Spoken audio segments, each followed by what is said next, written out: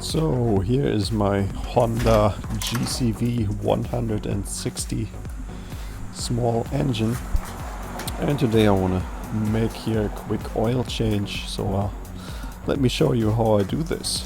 So first thing I do is make sure that I'm turning off the fuel shut-off valve here on the right side, and I'm also checking that the power switch here is turned to off so that we don't accidentally start the engine here while there's no oil in there. And then before I started to record this video, I also warmed up the engine for a couple of minutes so that the oil is nice and hot, and so it can flow out easier. So next I'm going to take out here the dipstick on the left side, and I'm putting that on the side so that it doesn't get dirty. And then we have here the opening where we are going to pour out the oil through, right through the area here where the dipstick is in. And I'm putting here this oil pan on the ground, so I'm going to catch the oil in there.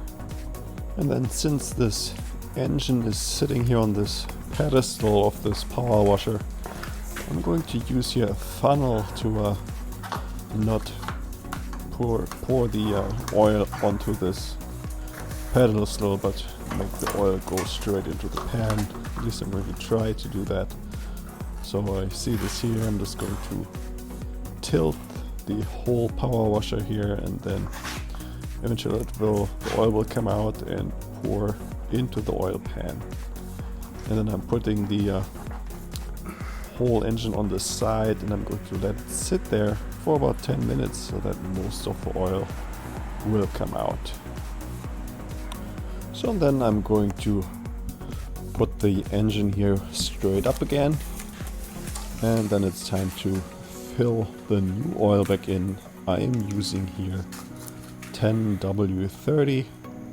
This is the right oil for this temperature range that I have here.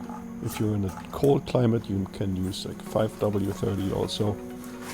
And with using here this funnel that I have here, the clean funnel, I'm filling in here about 12 ounces, or between 12 ounces and 13.5 ounces. Or I'm going to start out with like the smallest amount, so around 12 ounces, give or take. And then I'm going to check how much oil is in there so that I don't overfill.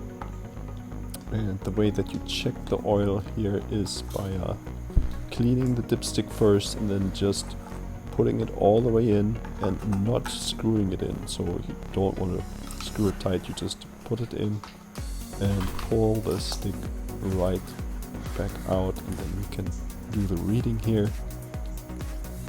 And you want to be between the bottom of the dipstick and this little line here, and it's a little bit hard to see because of the fresh oil, but the oil level here is actually right at the maximum line, so this is perfect,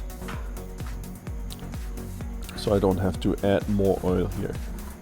Okay, so yeah, if you have any questions, then please leave a comment below, and otherwise don't forget to check out my other videos about this engine.